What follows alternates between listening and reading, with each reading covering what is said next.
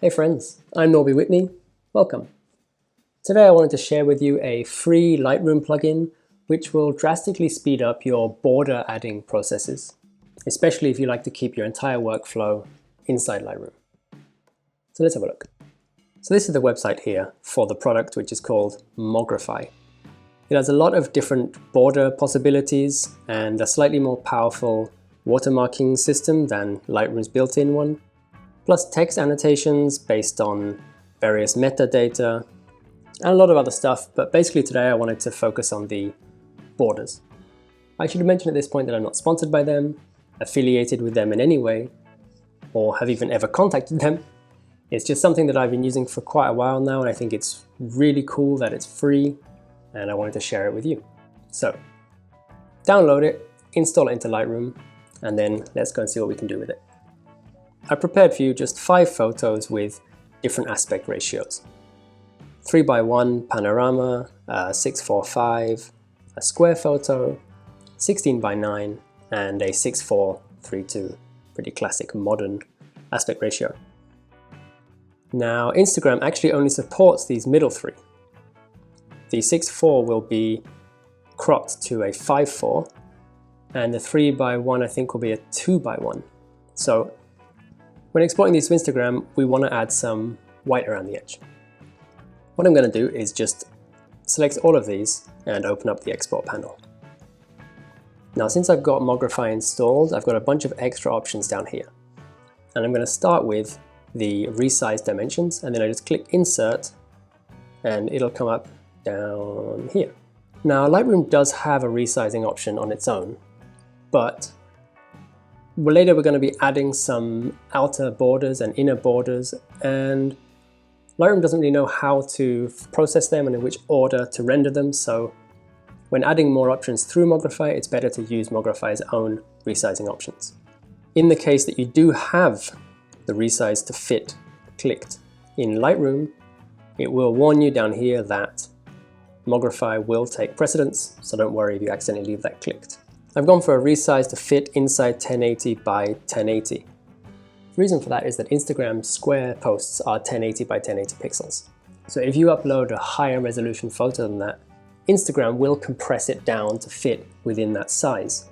So if you already upload it at the right size, Instagram's going to compress your photo significantly less. I've also got keep aspect ratio ticked there because otherwise, for example, this one is going to be squashed to fit into a 1080 by 1080 square. And we don't want that. So everything to fit in by 1080 by 1080, nice. Next, we're going to add a background canvas, insert, and the background canvas is going to be 1080 by 1080, color white. What that's going to do is create a white square that's 1080 by 1080, then take your photo, fit the long edge to 1080, and then just put it on the background. So let's click export. And here we've got our 5 photos, and let's have a look what's happened. There you can see that each of the photos has been, with a square one is already a square, so not a problem. But each photo has had white added around to it, so you could throw those straight into an Instagram post. They could even all be in the same Instagram post, and you'd have no issues at all. So jumping back into Lightroom, this time we're going to go up to the export panel and we're going to add an outer border, and then just click insert, and then down here just press plus, and we're going to choose a 3 pixel on every edge black border. Now down here, make sure fit any outer borders into target size is clicked. That way the photo will have the border added, and then all of that will be placed inside your background canvas. Otherwise the border is actually going to sit outside it and it won't be anything. So let's click export on that. And here you can see that the square one, not so much, but you can see that there's a little black border around all the photos, which is very popular when you're going for this sort of look with your Instagram feed.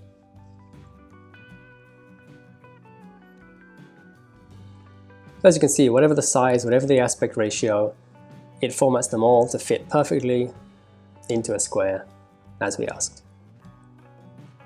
Now, let's go back into Lightroom. This time, again, export. I'm going to go down to the outer border option. I'm going to press plus.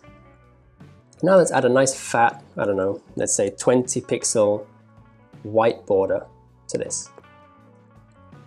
It's always going to render the borders. Number 1 will be touching the photo, and then number 2 is the next one out, and so on. So just make sure you've got the order right of how you want your borders to appear.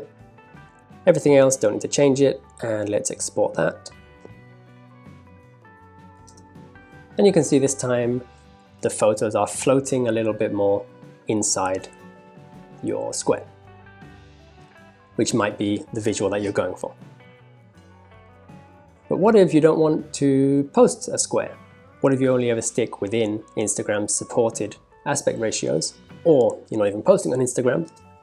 Let's go back to Lightroom and just see how we can remove one little thing to change the look completely. So again, up here, export.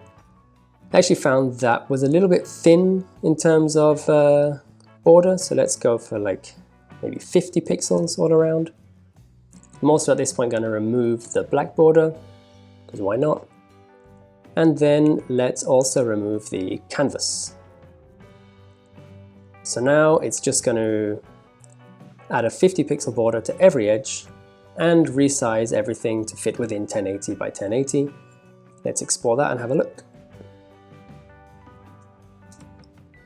And there you've got a nice big solid white border around any photo of any aspect ratio, nice and easily.